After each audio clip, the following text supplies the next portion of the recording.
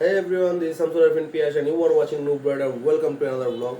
তো আজকে আপনাদের সাথে আলোচনা করব আপনার অকটেনের বাইক বেটার না ছিল আপনার ইলেকট্রিক বাইক বেটার। বর্তমানে একটা ট্রেন্ড চলতেছে যে ইলেকট্রিক বাইক মার্কেটে খুব দেখা যাচ্ছে এবং ইলেকট্রিক বাইকের খুব সম্ভবত গভর্নমেন্ট একটা কাজ করতেছে যে সেটারও নাম্বারিং এর কাজ করতেছে এবং অনেক দামি দামি ইলেকট্রিক বাইক বর্তমানে বাজারে আসতেছে। কিছু কিছু ক্ষেত্রে আপনার বাইকের থেকেও ইলেকট্রিক বাইকের দাম বেশি। তো সেটার কারণ কি এবং ইলেকট্রিক বাইক আপনাকে কি কি ফ্যাসিলিটি দিতে পারে, অকটেনের বাইক আপনাকে কি কি ফ্যাসিলিটি দিতে পারে, দুইটার প্রোস এন্ড কনস এভরিথিং আজকে আপনাদের সাথে আলোচনা করবো। তো দেখতে হলে ভিডিও শেষ পর্যন্ত ওয়েট করুন এবং অবশ্যই চ্যানেলে যদি নতুন হয়ে থাকেন তাহলে চ্যানেলে অবশ্যই একটা সাবস্ক্রাইব করে দিবেন, ভিডিওতে একটা লাইক করে দিবেন এবং আপনার কোনো মতামত থাকলে অবশ্যই কমেন্ট বক্সে জানাবেন। তো চলুন তাহলে রোডে গিয়ে শুরু করা যাক।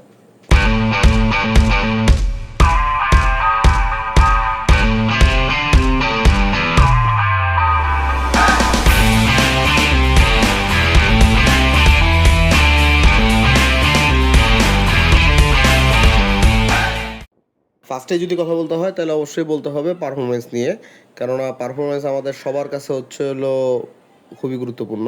তো এখন যেহেতু পারফরমেন্সের বিষয় আসে, অকটেনে চালিত বাইক হলো আপনাকে অনেক বেশি স্পিড, অনেক বেশি টর্ক এবং লম্বা রেঞ্জ দিবে। লম্বা রেঞ্জ বলতে আপনার যতক্ষণ আপনার অকটেন আছে টাঙ্কিতে আপনি চলবেন এবং দরকার মতে হলো ইনস্ট্যান্ট আপনি যে কোনো পেট্রোল পাম্প থেকে ভরে সেটা চালাতে পারবেন।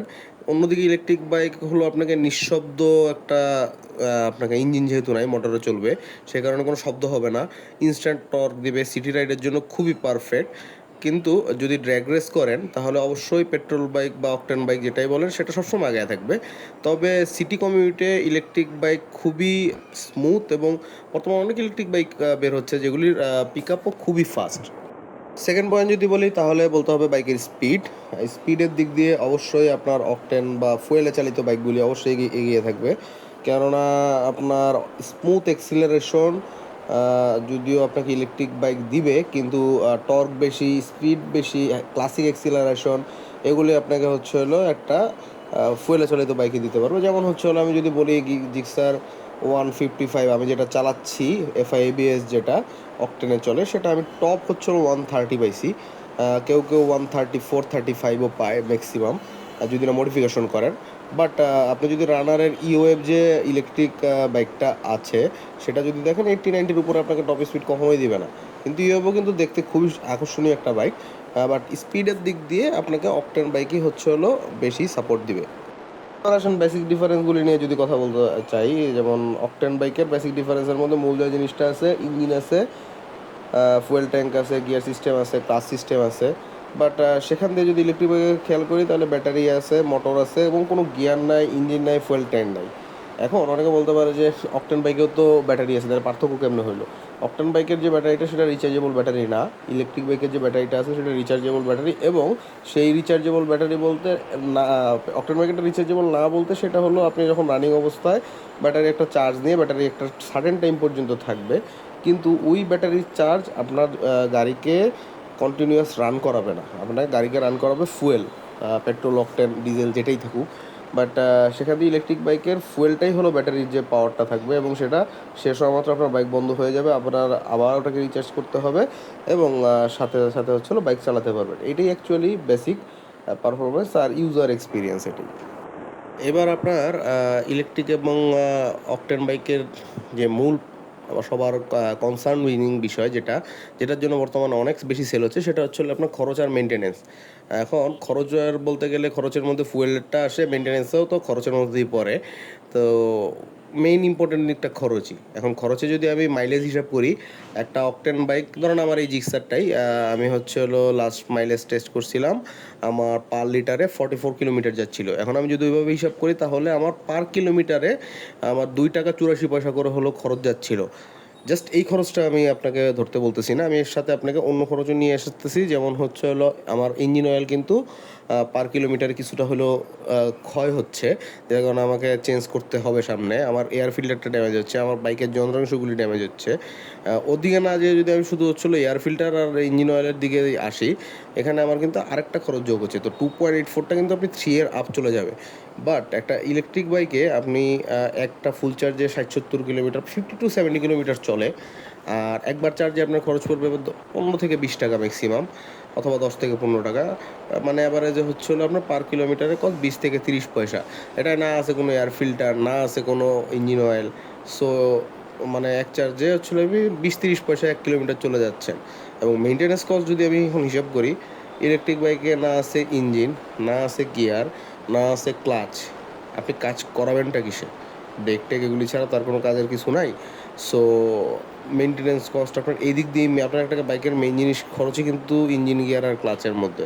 সেই খরচটাই যেখানে আপনার নাই হয়ে যাচ্ছে, তো আপনার মেনটেন্যান্স কস্ট কতটা কমে যাইতেছে? আপনার মান্থলি বলেন বা রেগুলার যে মেনটেন্যান্স, কিছু কিলো পরে ইঞ্জিন অয়েল চেঞ্জ করো, কিছু কিলো পরে এয়ার ফিল্টার চেঞ্জ করো, কিছুই নাই আপনার। সো মেনটেন্যান্স কস্ট কিন্তু অনেক কমে যাচ্ছে সেক্ষেত্রে। এবার আসেন ইউজার এক্সপিরিয়েন্স নিয়ে কথা বলি। ইউজার এক্সপিরিয়েন্স বলতে ইলেকট্রিক বাইক আপনি বাড়িতে চার্জ দিয়ে চালাতে পারবেন, গ্যারেজে বা বাড়িতে যেখানে ইচ্ছা চার্জ দেন, চলবে। সমস্যা একটাই, চার্জ শেষ হলে রাস্তার মধ্যে গাড়ি ঠেলা ছাড়া কোনো উপায় নাই। কেননা ইন্ডিয়াতে তো অনেক জায়গায় আমি দেখছি হলো যে বিভিন্ন পেট্রোল পাম্পে বা রেস্ট স্টপগুলিতে আপনার হচ্ছে হলো ইলেকট্রিক চার্জিং পয়েন্ট করতেছে, যেহেতু তারা ইদানিং 200-300 কিলোমিটার তাদের ইলেকট্রিক বাইকের মাধ্যমে হচ্ছে হলো ট্রাভেল করানো তারা চেষ্টা করতেছে। তো ইন্ডিয়াতে এই জিনিসটা অ্যাভেলেবল হয়েছে, বাংলাদেশে এই জিনিসটা ধারে কাছে অ্যাভেলেবল হয় নাই। তো তারপরে আপনার একটা চার্জ দিতে আপনার সময়েরও বিষয় আছে। আর সেই দিকে আপনার অকটেনে বলেন বা ফুয়েল চালিত বাইকগুলি বলেন, পেট্রোল কমে গেছে, সামনে পাম্প পাইছেন, আপনি হচ্ছে হলো তেল নিয়ে ফেলবেন, আপনার ঠেলা লাগবে না। কিন্তু সাউন্ড আর আপনার ভাইব্রেশন আর সার্ভিসিং বেশি লাগে, ঠিক আছে। বাট ইলেকট্রিক বাইক যেমন একদম সাইলেন্ট, সাইলেন্ট জিনিসটা যেমন ভালো, সাইলেন্ট জিনিসটা তেমন খারাপও। আপনার আমি যেটা খেয়াল করছি, বাইক চালানোর সময় যখন আমার এক্সস্টের সাউন্ড জোরালো হয়, আমার সামনের লোকজন সরে যায়, হর্নের সময় বাজানো লাগে না, সরে যায়। কিন্তু ইলেকট্রিক বাইকে তো কোনো সাউন্ড নাই, আপনার মানুষ বুঝবে কেমন যে আপনি আসতেছেন। সো মানুষ সরবে না। এবং বাংলাদেশের মানুষ এই না সরাটা কতটা যে খারাপ, এটা আপনারা যারা বাইক চালান তারা সবাই অ্যাকচুয়ালি জানেন। খুবই গুরুত্বপূর্ণ কোশ্চেন এখন একটা, এটা কোনটা কার জন্য? কোনটা কার জন্য যদি আমি বলি, তাহলে বলবো আমি যদি, আপনি যদি শহরে চলাফেরা করেন, আপনি যদি কস্ট এফিশিয়েন্ট হতে চান, আপনার যদি একটা বাইক কেনার টাকা না থাকে, বাট আপনার ডেলি লাইফের জন্য যাতায়াতের জন্য একটা বাইক আপনার দরকার, আপনি যদি কোথাও ট্যুর দিতে না চান, আপনি যদি হ্যাসেল ফ্রি ধরেন 30-40-50-60 কিলোর মধ্যেই আপনার জার্নি আপ ডাউন হয়, আপনি ইলেকট্রিক বাইক কিনতে পারেন। কিনতে পারেন না, আমি সাজেস্ট করবো ঢাকায় চলার জন্য ইলেকট্রিক বাইক আপনার কেনা উচিত। বাট আপনি যদি লং রাইডে রেগুলার যান, যেমন আমি প্রায়ই যাই, আপনি হাই স্পিড থ্রিল পছন্দ করেন, অ্যাকচুয়াল বাইক চালানোর স্পোর্টি ফিল পেতে চান, তাইলে আপনার জন্য অকটেন বাইক। এই ক্ষেত্রে আপনাকে কখনোই আমি ইলেকট্রিক বাইক সাজেস্ট করব না। এখন অনেকের হিসাবে যেমন স্টুডেন্ট যারা আছেন, হ্যাঁ তাদের রক্ত গরম, তাদের বাইক হলে ভালো হয়। কিন্তু ছাত্র যারা আছে তারা ভার্সিটি কলেজ যাওয়ার জন্য, অফিস গোয়িং পিপল, এরা হচ্ছে হলো আপনার ইলেকট্রিক বাইকটা নিতে পারে। আর ইলেকট্রিক বাইকের দামও বেশি না, মেনটেন্স কষ্ট বেশি না, আপনি একসাথে দুইটা বাইক কিন্তু মেনটেন করতে পারেন, এটা একটা ভালো সমাধান। আর যদি আপনি একান্তই, যেমন আমি personally electric bike I don't like, আমি ইলেকট্রিক বাইক যদি কখনো নেই সেটা কোনো বাটায় পড়লে নেবো, এই ছাড়া আমার নেওয়ার কোনো ইচ্ছা নাই। আমি অকটেন বাইকের প্রতি আমি অবসেসড। আমি বাইক চালানো অনেক পরে শুরু করছি। অনেকে দেখা গেছে 10-12-15-20 বছর থেকে বাইক চালায়। আমি বাইক চালাই খুব কমই দিন, বাট আমি খুব কম দিন চালানো, আমি যথেষ্ট ট্যুর অলরেডি দেওয়া শুরু করছি। এবং হয়তো সাকসেসফুলি বাইক চালানো শেখা হয়ে গেছে। সেন্স তো আগে থেকে ছিল, আর ওইটা কাজে লেগে গেছে, যাই হোক। তো আমি ইলেকট্রিক বাইক কখনো নিব বলে মনে হয় না। তো এই ধরনের চিন্তাভাবনা যারা আছে তাদের জন্য ইলেকট্রিক বাইক না। বাট আমি বলবো যে যারা হলো খরচের বিষয়ে সাশ্রয়ী হতে চায়, সিটির মধ্যে চলাফেরা করে, আর only for regular use, daily কী বলে এটা, যে নেসেসারি ইউজের জন্য যদি ইউজ করেন, সেক্ষেত্রে আপনার ইলেকট্রিক বাইকটা আমি মনে করবো সাশ্রয়ী, খরচ কম, কিনতে টাকা কম, লাইসেন্স লাগে না, পুলিশি ঝামেলা কম, ইলেকট্রিক বাইক বেটার। তো ওই হিসাবে চিন্তা করলে আপনি কিনতে পারেন। তো সাবস্ক্রাইবার্স, আজকের মতো ভিডিওটা এই পর্যন্তই। ভিডিওটা ভালো লাগলে অবশ্যই একটা লাইক দিবেন এবং আপনার ফ্রেন্ডকে শেয়ার করে জানিয়ে দিবেন যে হচ্ছে হলো আমার চ্যানেলে এই ধরনের ভিডিও হয়। এবং নিচে অবশ্যই কমেন্ট বক্সে আপনি আপনার মতামত জানান যে আপনি কোনটা বাছবেন, ইলেকট্রিক বাইক নাকি অকটেন বাইক। আর হ্যাঁ, অবশ্যই এরকম ভিডিও পেতে চ্যানেল অবশ্যই সাবস্ক্রাইব করে ফেলবেন। আর অবশ্যই হ্যাঁ, কমেন্ট সেকশনে আপনার যদি অন্য কোনো মতামত থাকে, আপনাদের মতামতের উপর ভিত্তি করে যদি আমি আমার সামনে ভিডিও ডেভেলপ করতে পারি, চেষ্টা করব।